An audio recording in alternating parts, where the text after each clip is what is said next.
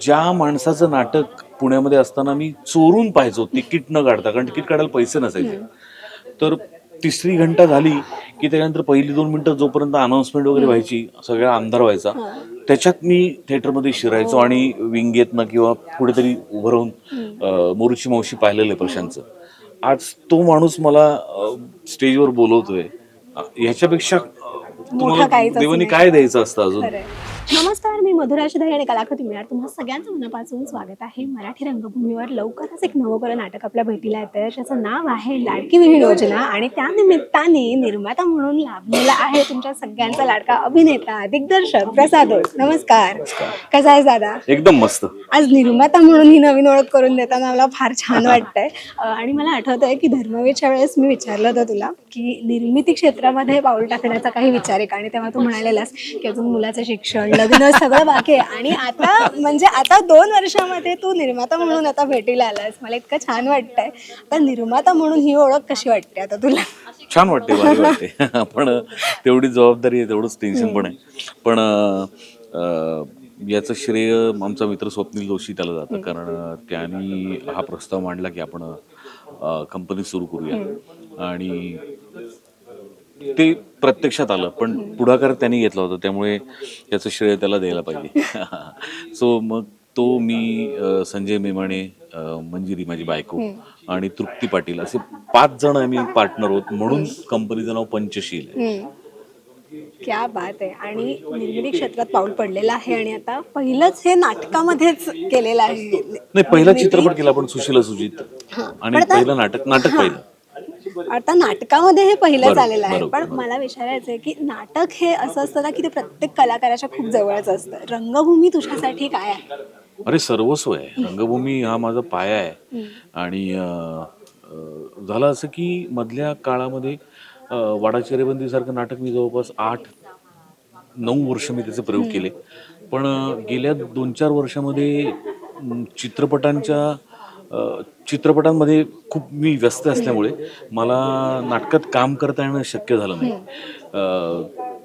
तर ते रंगभूमीशी एक नाळ जोडलेली असते आणि ती कुठल्याही कलाकाराला असं वाटत नाही की ती तुटावी. पण ते शक्य होत नव्हतं, काही ना काहीतरी कारणामुळे मला जमत नव्हतं. म्हणून मी 4 वर्षांपूर्वी तू म्हणशील तसं नावाचं नाटक डिरेक्ट पण केलं. पण आता मी चित्रपटांमध्ये इतकं अडकलोय की मला डिरेक्ट करायला पण वेळ मिळत नाहीये.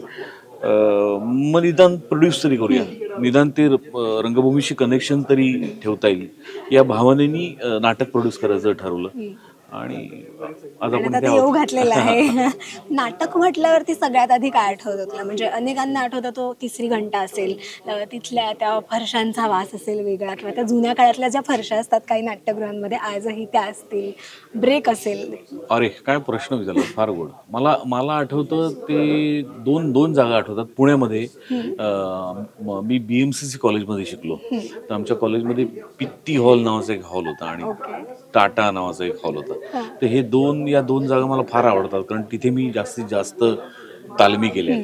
आणि पुण्यात एक अण्णाभाऊ साठे नावाची शाळा आहे, त्या शाळेत मी ऍक्टिंगची वर्कशॉप्स घ्यायचो, खूप वर्ष घ्यायचो.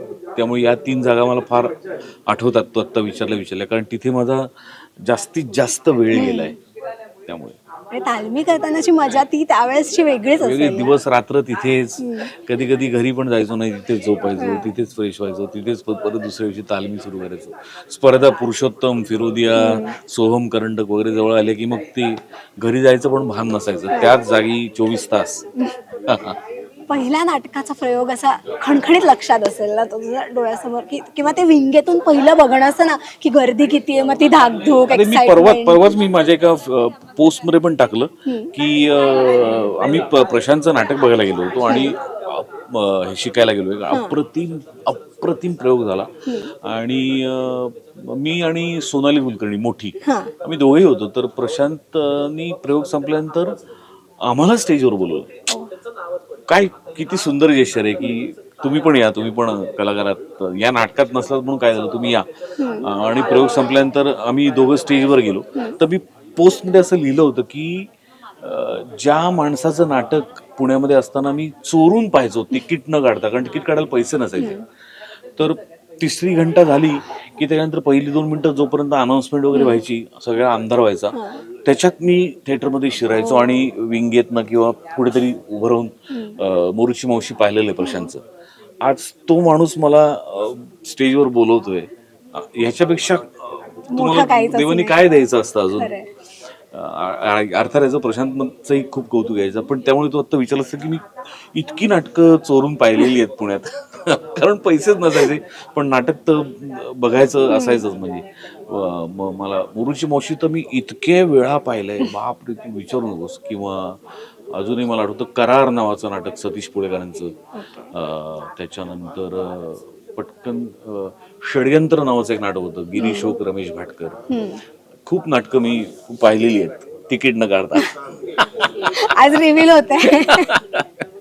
आणि रंगभूमीवर पाऊल टाकल्यानंतरची ती एक पहिली आठवण की समोर पाहिलंय ऑडियन्सला, आता धाकधूक आहे, एक्साइटमेंट आहे. नाही, मला असं वाटतं नटराजाच्या आशीर्वादाने अशी धाकधूक मला कधी वाटली नाही. चांगल्या अर्थी. हा, चांगल्या अर्थीच. पण म्हणजे कारण काय, मी जोपर्यंत तयार होत नाही तोपर्यंत मी येतच नाही स्टेजवर. त्यामुळे तशी धाकधूक नसते. पण एकदाच आयुष्यात प्रचंड घाबरलो होतो. तो म्हणजे मला असं वाटतं बहुतेक झी गौरवचा सोहळा होता. झी गौरवचा सोहळा होता आणि विक्रम गोखल्यांना त्या वर्षीचं जीवन गौरव पुरस्कार होता. आणि त्या निमित्ताने त्यांच्याच नाटकातले प्रवेश वेगवेगळे कलाकार सादर करणार होते आणि मला बॅरिस्टरचा प्रवेश सादर करायचा होता. मी तो माझ्या प्रोफाईलवर टाकलाय, तू बघ. आणि इव्हेंट सुरू झाला आणि विक्रम काका कुठेतरी ट्रॅफिकमध्ये अडकले होते का काय, त्यांना यायला थोडा वेळ लागेल, पण इव्हेंट सुरू करा असा त्यांचा निरोप आला. त्यामुळे इव्हेंट सुरू करायची तयारी सुरू झाली. अनाउन्समेंट झाली, पहिलं ते गाणं झालं गणपतीचं वगैरे सगळं, आणि निवेदन झालं आणि पहिलाच प्रवेश माझा होता. आणि मी तसा थोडा रिलॅक्स झालो की काका नाही आहे, वगैरे टेन्शन नाही, काकाला लेट होते, विक्रम काका लेट होते, म्हणून ब्लॅकआउट झाला.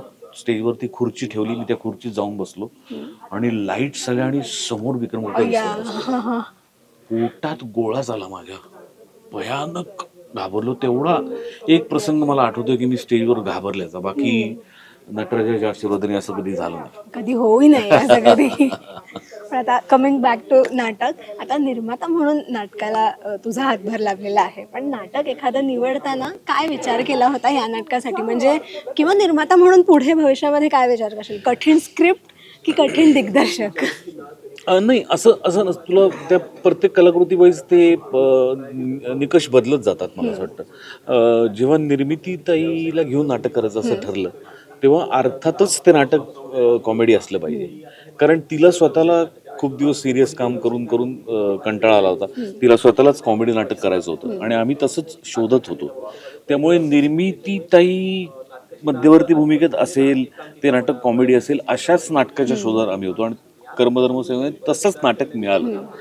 त्यामुळे हे नाटक पर्टिक्युलरली संपूर्णपणे प्रेक्षकांचं निखळ मनोरंजन करण्यासाठी त्याची आम्ही निर्मिती करतोय. त्यातनं असा प्रचंड काही मोठा मेसेज वगैरे अजिबात द्यायचा नाही, पण तरी सुद्धा त्याच्यात एक महत्त्वाचा मेसेज आहे जो प्रत्येक स्त्रीला कळेल, तो तिला रिलेट होईल आणि तो फार महत्त्वाचा आहे. पण असं काही धीर गंभीर वगैरे असं काही नाही त्याच्यात. जाता जाता ह्युमरसलीच तो मेसेज द्यायचा प्रयत्न केलाय. पण मला असं वाटतं की निखळ मनोरंजन करणारं नाटक असावं, असा निकष होता आणि तो पूर्ण होतो या नाटकाच्या निमित्ताने. क्या बात आहे. एक कलाकार म्हणून सगळ्यात जास्त जवळचं काय वाटतं? म्हणजे थिएटर बाहेरचा तो म्हणजे थिएटर बाहेरच्या ती लोकांची गर्दी, समीक्षकांची दाद की नाट्यगृहामधला लाईव्ह प्रतिसाद? नंबर 1ला नाट्यगृहातला लाईव्ह प्रतिसाद 100%. कारण तो जर आला तर नाट्यगृहाबाहेर गर्दी असणारच, आणि जेव्हा नाटकाबाहेर गर्दी असणार तेव्हा समीक्षा चांगलीच येणार. सगळ्यात एकत्र उत्तर दिलं. अशी जी म्हणतात ना की एक अशी जी लाईव्ह ती दाद मिळते, त्यांनी अजूनही काम करण्याचा हुरूप वाढतो. एक अशी खास एखादी आहे नाटकादरम्यान घडलेली आठवण? आठवणी तर आहेत बऱ्याच, पण मी एक लॉंग बॅक मी एक नाटक करायचो रणांगण नावाचं. त्याच्यामध्ये मी व्हिलन होतो. नजीब खान नावाचं कॅरेक्टर होतं माझं. आणि पेशवे अब्दाली असं ते नाटक होतं. तर बालगंधर्वला प्रयोग झाल्यानंतर एक आजी आल्या होत्या, एक 70-72 वर्षाच्या असतील, आणि त्या सगळ्या कलाकारांना भेटत होत्या. तर अविनाश नारकर त्याच्यात मुख्य भूमिका करायचा, सदाशिवराव भाऊ पेशव्यांची. तर साहजिकच आजी त्याच्याकडे गेल्या, कारण तो दिसलाच समोर म्हणून. आणि मग त्याच्याशी त्या बोलत होत्या वगैरे, आणि मग बाकी त्या कलाकारांकडे बोलत होते. तर तोपर्यंत मी नाटकामध्ये माझा गेटअप होता ना, त्या मुस्लिम कॅरेक्टर होतं, त्याचा गेटअप होता, ती दाढी अशी होती. आणि तर ते सगळं काढून आल्यानंतर त्या आजींना कळलं नाही की मी तोच आहे म्हणून. तर अविनाश नारकरने सांगितलं की नजीब खानची भूमिका यांनी केली होती. तर ती म्हणाली ह्यानी, आणि तिने त्या बाईने अशी चप्पल काढली आणि ह्यानी मारलं पाहिजे तुला, असं म्हणाल्या. तर मला ती खूप मोठी पावती वाटते, कारण ती माझ्या कामाची होती. त्या माझ्या भूमिकेवर चिडल्या होत्या अर्थातच, पण ती माझ्या लक्षात राहिली आठवण खूप. क्या बात आहे. पण दादा, आता विलनचा विषय काढला म्हणून आता असं खूप असं वाटायला लागलं का की आता एखादा खलनायक करा, म्हणजे आता ना खूप सिनेमा दिले, आता हिरो म्हणजे अर्थात चांगलं की नायकच छान दिसतं, पण नाही, मला स्वतःला विलन भयंकर आवडतो, पण असा खतरनाक खुंखार विलन असा कुठे येत नाही माझ्याकडे. तुझा इंटरव्ह्यू बघितल्यानंतर आला तर मी तुला पार्टी देणार. दादा पार्टी करायला फार छान वाटलं गप्पा मारून, आणि आज नाटकाच्या निमित्ताने आपण गप्पा मारल्या त्यामुळे अजून छान वाटलं. असं छान छान आयुष्यामध्ये प्रत्येक टप्प्यावरती खूप सुंदर सुंदर अनुभव तुला येत राहू देत, आणि त्यावेळेस प्रत्येक वेळेस मी आशा व्यक्त करते की पहिला इंटरव्ह्यू मी घेईन. थँक्यू सो मच, आणि खूप खूप शुभेच्छा. आणि दोन्ही कारणांसाठी अभिनंदन. 3 कारणं आहेत खरं तर. नाटकासाठी आता खऱ्या आयुष्यामध्ये आता एक सासरेबुवा म्हणून प्रमोशन झालंय त्यासाठी, आणि तिसरं म्हणजे इतके सारे अवॉर्ड्स घेऊन एक छान जो काही रेकॉर्ड केलाय, मला वाटतं हा मराठी प्रेक्षकांसाठी, मराठी माणसासाठी आणि तुझ्या सगळ्या चाहत्यांसाठी ही खरंच खूप आनंदाची आणि अभिमानाची गोष्ट आहे. Thank you so much. असेच रेकॉर्ड्स करत राहा कायम. थँक्यू. रसिका हो, कलाकृती मीडिया म्हणजे मनोरंजनाची लयलूट. मनोरंजन क्षेत्रातील किस्से व घडामोडींचा आस्वाद घेण्यासाठी कलाकृती मीडिया या यूट्यूब चॅनलला सबस्क्राईब करा आणि व्हिडिओ लाईक करा.